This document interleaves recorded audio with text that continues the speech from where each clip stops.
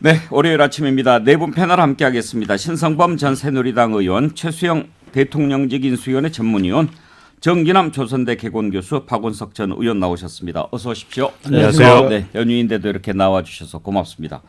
지방선거 이후 전국 먼저 민주당 내용부터 좀 살펴볼 텐데요. 정기남 교수. 네.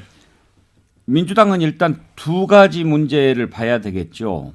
언제 비대위를 만들어서 새로운 지도부를 구성할 거냐 하는 것, 또 하나는 누가 그러면은 당권을 쥐는 게 민주당을 제대로 정상화시킬 수 있을 것인가 하는 것, 이 두 가지 문제인데 이게 사실은 또 붙어 있는 거죠. 그렇습니다. 사실은 뭐 또 결국은 당의 변화와 쇄신을 어떤 일정으로 또 어떤 준비 과정을 거쳐서 어떤 리더십을 만들어낼 것인가 뭐 이렇게 본다면 사실상 붙어 있다고 봐야겠죠.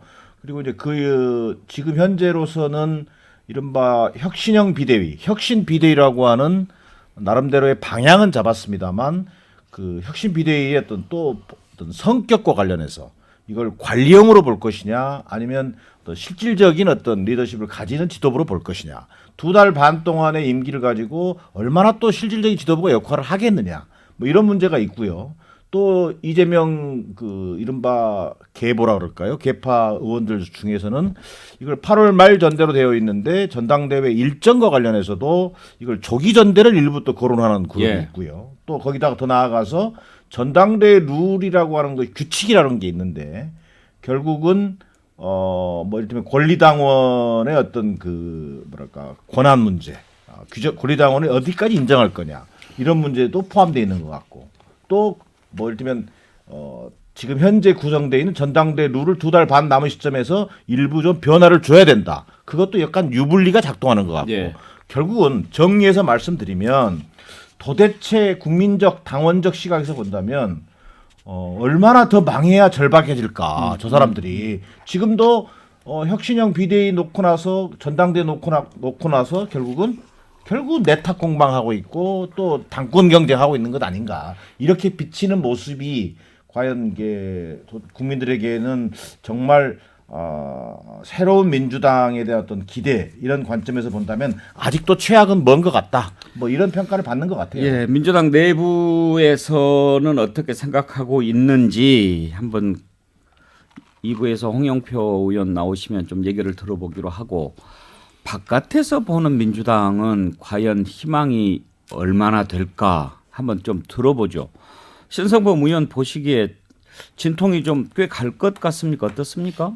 갈 수밖에 없죠. 우리가 내홍이를 하는 게 이제 안에서 굽는다는 건데, 이게 또 하나 표현은 혼돈이잖아요. 그러니까 어디로 가서 출구가 어디일지를 끔정 상태다. 아주 암흑기다. 그래서 뭐 저도 잘 가늠하기는 힘들어요. 다만 느낌상으로는 이게 어찌됐건 당권 투쟁적 요소도 분명히 있을 수밖에 없고, 현실 정치라고 한다면 제가 보기에는 이재명 의원 당선인은 8월 달에 전당대회에 출마할 것이 분명하고, 그분의 기질도 그렇고 정치에 그분이 생각하는, 이재명 당선인이 생각하는 정치 스케줄상 도전할 수밖에 없을 거다. 대안도 별로 없다는 논리로 아마 제가 볼 때는 당원들을 지지를 받아서 당대표될 공산이 크다. 다시 말하면 이른바 반명전선에, 홍영표는 나중에 나와서 여쭤보시면 좋겠습니다만, 뚜렷한 인물이 대중적 지지를 받고 있는 대안이 없는 상태에서는 제가 볼 때 귀결은 그리 갈 것 같다. 그렇게 되면 그러면 이재명 대표가 돼서 8월 달에 제 예상대로 대표가 돼서 당을 이끌어 갈 때 1년 10개월 후에 2024년 4월에 22대 총선거에서 민주당이 부활 내지 선방할 수 있을까? 저는 그 대목에서 약간 좀 더 고개가 갸우뚱거리는 지점이 있어요. 사실 이제 이 문제를 좀 단순하게 정리를 한다면, 이재명 대표 체제로 가는 것이 이 다음 총선에서 이길 수 있느냐 아니냐, 이게 좀 단순한 해법 아니겠습니까? 박원석 의원 보시기에는 이재명 대표 체제로 가는 것이 현재 몇 %나 될 것 같습니까? 가능성이요? 예. 가능성이 높죠. 지금 심성범 의원님 말씀하셨듯이 지방선거, 뭐 그전에 대선, 연이은 패배에 의한 책임론 공방이 있지만 또 그 책임에 이재명 의원이 정점에 있다 이런 평가가 있긴 하지만 딱히 대안이 없어요. 예. 결국에는 이제 국민들이 리더로서 생각하는 민주당의 리더십이 지금 보이지 않는 게 이재명 의원 이외에는 이렇다 할 리더십이 보이지 않는 게 가장 큰 사실은 맹점 아니겠습니까? 그러니까 저도 이재명 의원이 출마하실 것 같아요. 예. 그리고 뭐 개인적으로 겪고 있는 사법적인 리스크나 이런 걸 감안했을 때도 국회의원직만으로 이 상황을 좀 돌파할 수 있겠는가 이런 생각을 할 수 있을 것 같고 또 민주당이 대선 이후에 여전히 거대 정당인데 이 거대 정당을 이끌고 갈 만한 뚜렷한 리더도 혁신의 동력도 보이지 않는 상황에서 이재명 의원은 사실은 그동안의 당내 비주류로서 오늘날 당의 그 모습에 대해서 상대적으로 나는 책임이 적다 이렇게 생각할 여지도 있거든요. 또 그런 명분을 내세울 여지도 있고 그래서 당의 쇄신을 전면에 내세우면서 아마 전당대회에 출마하고 만약 출마한다면 지금 당권을 가질 가능성이 가장 높지요. 그게 차기 총선에 민주당한테 과연 좋은 선택이겠는가? 사실 그건 가봐야 합니다. 예. 뭐 지금으로서는 그게 좋은 선택이다 나쁜 선택이다 단언하기가 어렵고 왜냐하면 한국 정치에서는 늘 상대편이라는 변수가 있거든요.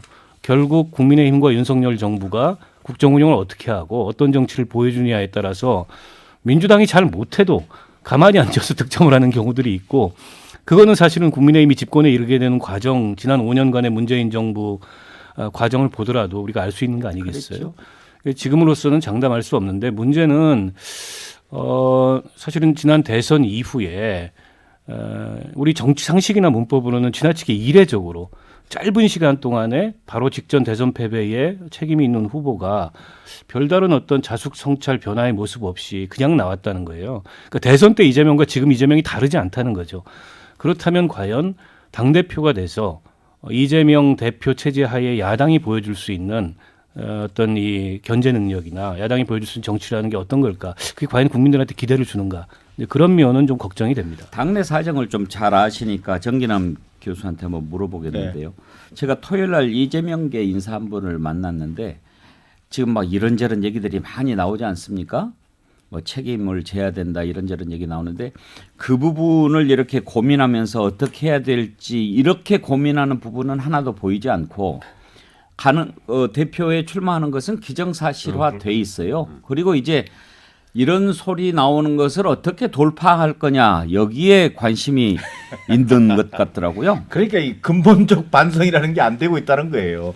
저는 이게 아주 노골적으로 얘기하면 이번 게 세 번 연거푸 지난 보궐선거까지 얘기하면 세 번 연거푸 지금 패배를 한 건데 패배에 책임이 있는 이를테면 친명계 당장 그 다음에 뭐 친문계도 있겠죠. 그리고 뭐 이른바 86세대의 어떤 상징적 인물들. 저는 이런 사람들이 이번 전당대회에 출마하지 않겠다라고 하는 나는 선언이 필요하다고 봐요.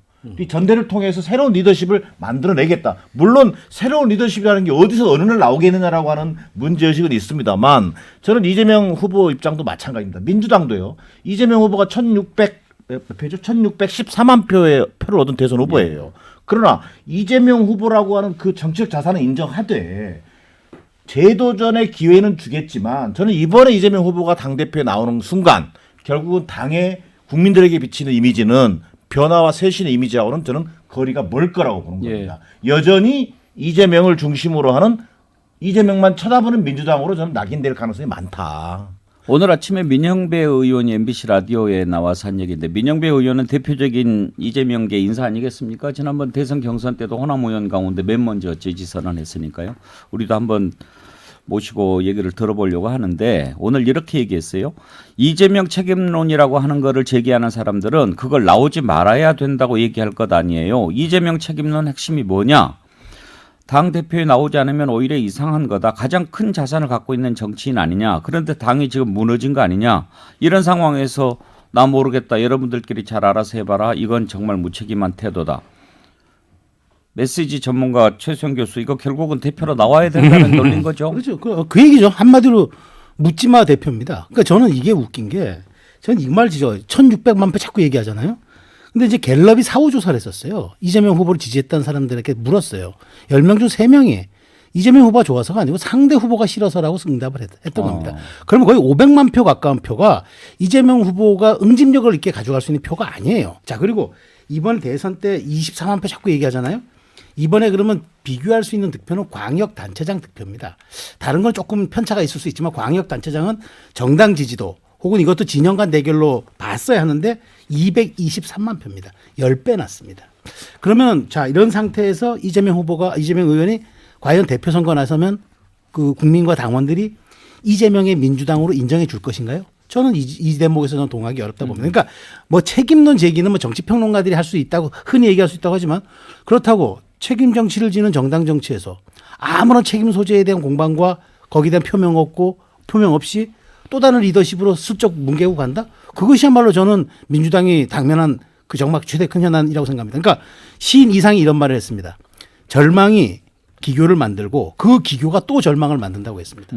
그런 식으로 자꾸 손님 실수도 어느 정도 자기 자생력이 있을 때 손님 실수해서 표를 아주 황교안 때 그렇게 문재인 정부에 대한 심판이 있어도 황교안 당시 당대표가 극으로 나가니까 총선에서 압승한 거 아닙니까? 손님 실수도 어느 정도 자기가 받아먹을 자세가 돼 있어야지 이런 식으로 손님 실수에만 기대는 건 저는 이거는 천수답 정당이라고밖에 볼 수 없어요. 골대 비었다고 무조건 골 골 들어가는 거 들어가는 거 아니니까요. 아니죠. 저도 한 가지만 보태고 싶은데 이재명 의원이 국회의원에 입성은 하지만요. 이번 지방선거 참패의 총책임자인 한 사람 중에 한 사람이에요.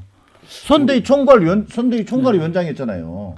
자, 그 책임은 일체 얘기를 않고 있는 거예요. 지난 대선과 똑같은 현상으로 가고 있는 거예요. 자, 당은 참패했고, 이재명 후보에게는 어떤 이미지가 씌워졌어요? 얄팍하다는 이미지가 지금 더 씌워졌어요. 자, 이런 부분을 그러면서 이게 자칫 잘못하면 이재명 후보에게는 자충수가 된 거잖아요. 자, 이재명 후보가 정책 자산이 아니란 얘기가 아니라, 자, 민주당이 결국은 또 다시 이재명만 바라보고 올인하고 몰빵하는 방식으로 도대체 어떤 쇄신과 변화를 이끌어낼 수 있겠냐는 거예요. 정기남 교수는 말씀하시는 거 들어보니까 이재명 의원이 대표되는 거 반대하시는 것 같습니다. 대표를 반대하는 게 아니라 우리 민주당의 정치적 자산이잖아요. 대선 주자 중에 한 사람이에요. 그러면 정말 절박한 반성과 쇄신을 통해서 다시 재도전의 기회를 이재명 후보가 가질 기회가 있어야 한다는 거예요. 그러면 현실적인 얘기를 해보죠. 네. 지금 이재명 대표가 돼야 당을 살릴 수 있다라고 생각하는 세력이 있고 책임을 져야 될 사람이 선거에 나가가지고 이 모양이 됐으니 그 부분도 책임을 지고 정말 새로운 리더십을 만들어야 된다라고 하는 세력이 민주당 안에 나눠져 있잖아요. 그런데 현실적으로는 지금 당은 당규 안 고치고 그대로 지도부 만드는 전당대회 하면은 이재명계를 이길 수 있는 세력이 있어요?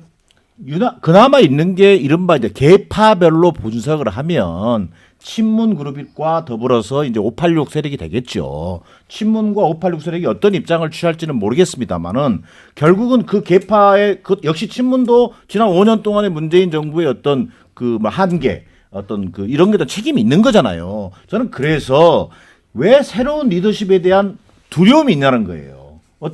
오히려 그 두려움이 결국은 이재명 후보에 대한 올인, 몰빵 이런 어떤 그런 위험을 감수하고라도 그렇게 가야 된다라고 하는 이런 생각이 있는 거잖아요. 저는 새로운 카드를 준비해서 오히려 이재명 후보하고 역동적인 어떤 그런 분위기를 만들어내는 그런 하나의 계기가 이번 전당대회가 돼야 한다는 거죠. 저는 이제 아까 때 백영께서 말씀하신 부분을 그러니까 이재명 의원의 저는 논리를 이해가 충분히 되는 게 이런 측면이 있는 거예요. 그러니까 이재명 그 상임 고문 시절에 개항을에 5월달에 출마 선언하면서 무슨 얘기했습니까? 제가 아직도 기억나는 게 저의 정치적인 안위를 고려해서 지방선거와 거리를 두는 조언도 많았고 그런데 왜 조기 복귀에 부정적이었는데 왜 나왔냐? 당이 처한 어려움과 위태로운 지방선거 상황을 도저히 외면할 수 없었다. 이런 논리란 말. 다시 말하면은 대선에서 져서 내가 당에 큰 부담을 되고 이게 다 제가 안고 가야 할 숙제입니다. 그래서 제가 나서서 해결하겠다는 논리다. 다시 말해 이번에도 이렇게 되면은 자 당의 쇄신과 변화를 이끌기 위해서는 그나마 제가 나서서 전면에 나서서 쇄신하고 변화하는 데 앞장서겠습니다라고 출마 선언을 할 거예요. 이미 그때 출마 선언 한 거군요. 그렇죠. 저는 그래 보는 거예요. 그러니까 이재명 논리는 선연하다. 그다음 두 번째 책임 문제. 근데 이 책임 문제도 그러면 1순위 송영 뭐 이재명, 2순위 송영이라고 치봅시다. 제3자들이 보기에는 그러면은 다른 사람들은 책임 없냐라는 상식적인 질문에 부딪히는 거예요. 당 전체가 책임을 지는데 지어야 되는 것 아니냐? 그러면 386 뒤에 사람들은 책임이 없냐? 의원들은 어떤데? 그럼 호남 지역에 공천 엉망으로 해가지고 다 무소속에게 뺏긴 저런 사람 어떡할 거냐? 이런 상식적인 질문에 부딪힐 거다. 그렇게 보면 상쇄돼 버리는 거예요. 책임 논리가. 그래서 제가 볼 때는 이재명 의원의 출마도 막을 수도 없고 출마하면 말씀하신 대로 지금의 전당대회 규정이나 이런 걸로 가면 세력 분포상 될 것이다. 되는 게 2년 후에 좋으냐 안 좋냐는 저는 판단 못 하겠다 이런 거죠. 그 일종의 이제 순환 논법이잖아요. 어쨌든 당이 선거에 패배했다. 당이 쇄신해야 된다. 근데 책임론이 이뤄요. 이재명 후보에 대한 책임. 결국엔 나만 책임이냐. 결국에 내가 무한 책임을 지고 다시 당을 쇄신하겠다. 이게 계속 순환 논법이거든요. 그 순환 논법 하에서는 답이 안 나와요. 근데 사실 저는 민주당 그 전당대회 8월에 예정돼 있는데 그 전에 계파 간의 삿발 싸움이 굉장히 치열할 것 같아요. 왜냐하면 전당대회 룰 문제가 있습니다.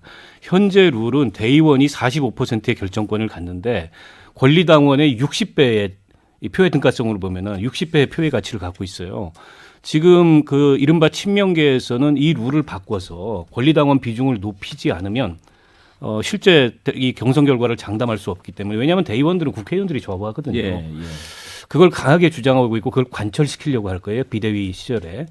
근데 그래서 지금 비대위원장을 누구를 시키느냐를 두고도 개파 간에 상당한 이제 갈등의 소지가 남아 있고 그럼에도 불구하고 이재명 그 의원이 가장 유력한 후보임에만은 분명한데 결국 그러면 나머지 당내의 다른 계파들이 어떤 선택을 할 거냐. 그리고 여기서 주목해야 될 인물이 김동연 지사입니다. 예. 새롭게 당선된 예. 이제 당선인이죠.